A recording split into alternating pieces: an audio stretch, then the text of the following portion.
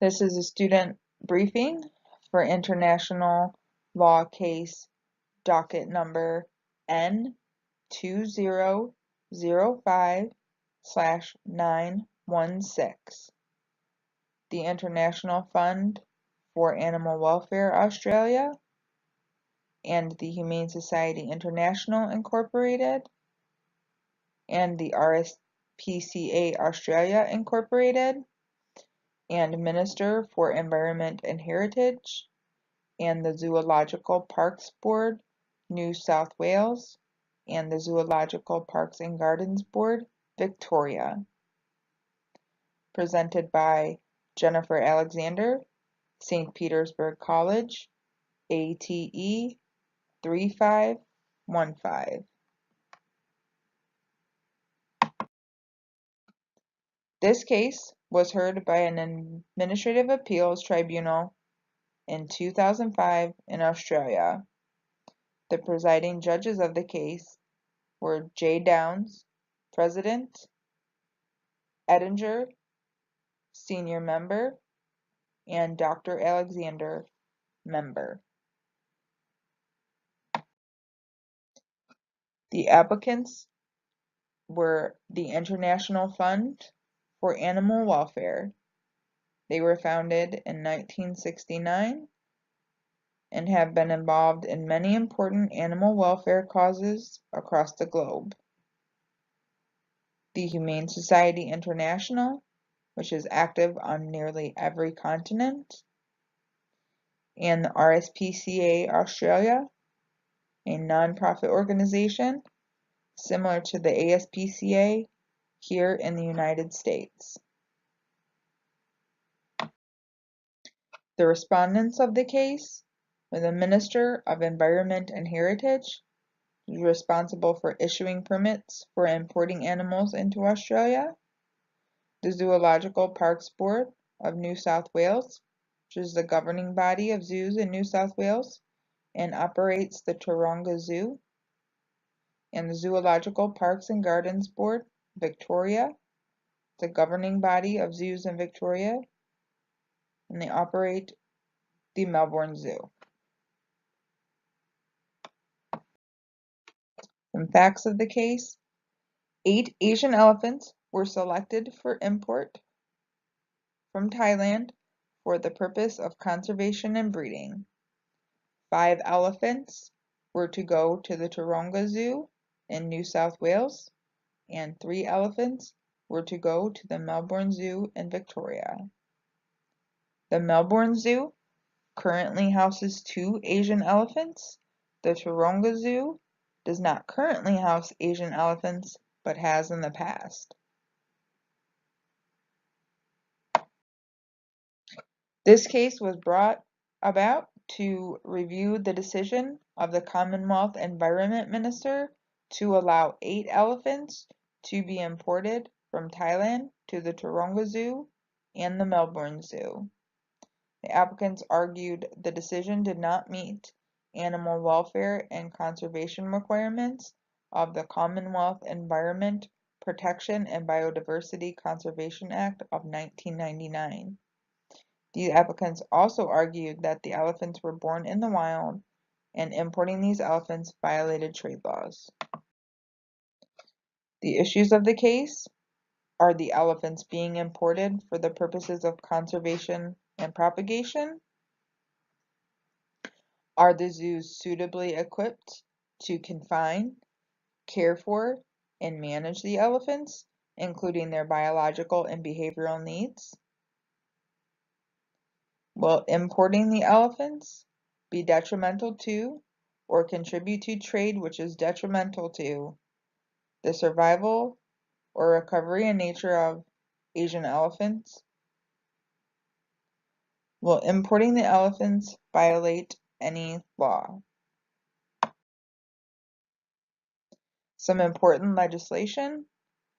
In 2004, the Australasian Regional Association of Zoological Parks and Aquaria adopted guidelines for management of elephants in Australasian zoos. These guidelines discuss the needs of elephants and recommendations as to how to meet those needs. There are specific sections included in the guidelines regarding elephants in zoos, which include enclosure and facility design, management and training, and feeding and nutrition. Under the ARAZPA guidelines, it is recommended that the elephants have a minimum area of 2,000 square meters for outdoor enclosures to accommodate up to 8 elephants. This recommendation also stresses the need for pools for bathing and swimming, items for rubbing, areas of mud and sand for resting, and protection from the elements. The guidelines regarding indoor enclosures state the flooring should have properties that include insulation so that the floor remains warm. This may be achieved by the use of deep litter. Concrete floors must be covered with a rubber compound wherever elephants will be spending extended periods of time. Subsection 303, CD1 of the Environment Protection and Biodiversity Conservation Act of 1999 makes it an offense to import a specimen included in Appendix 1, 2, or 3 to the Convention on International Trade in Endangered Species of Wildlife, Fauna, and Flora. Asian elephants are included in Appendix 1. The prohibition does not imply if the specimen is imported pursuant to a permit issued under S. 303 CG. A permit can be issued subject to conditions S.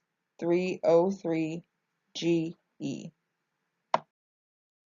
The tribunal set aside the original permits and issued new permits to import the elephants with certain conditions. The conditions include that the elephants be used in a conservation program, the installation of closed-circuit television in barns and throughout enclosures, the enlargement of the existing mud wallows, and the installation of additional rubber rock flooring. The tribunal found no evidence that these elephants were born in the wild in Thailand. The tribunal required that the zoos make the necessary revisions to the enclosures prior to the arrival of the elephants or within 12 months after their arrival. The tribunal also required a report from each zoo 12 months after the arrival of the elephants to be sent to the Minister of Environment and Heritage. The tribunal also proposed that the department should be able to require reports from each zoo at any time thereafter. The tribunal felt that the intent of the zoos was importing the elephants for the purpose of conservation and propagation. The tribunal felt that the zoos met the requirements provided for in the Commonwealth Environment Protection and Biodiversity Conservation Act of 1999. The tribunal felt that the necessary improvements called for would be made prior to the arrival of the elephants or within 12 months of the arrival of the elephants. The matter was relisted in December 2005. The attorney for the applicants put submissions before the tribunal, stating that the tribunal denied his clients procedural fairness. The tribunal found that the submissions were without merit.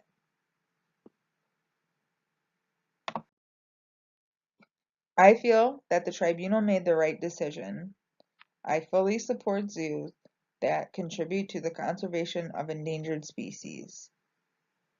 Zoos participating in conservation and breeding programs also provide important education to the public. The tribunal had the best interests of the elephants in mind and made recommendations on where the zoos could improve the living conditions and place strict requirements on when those improvements needed to be completed.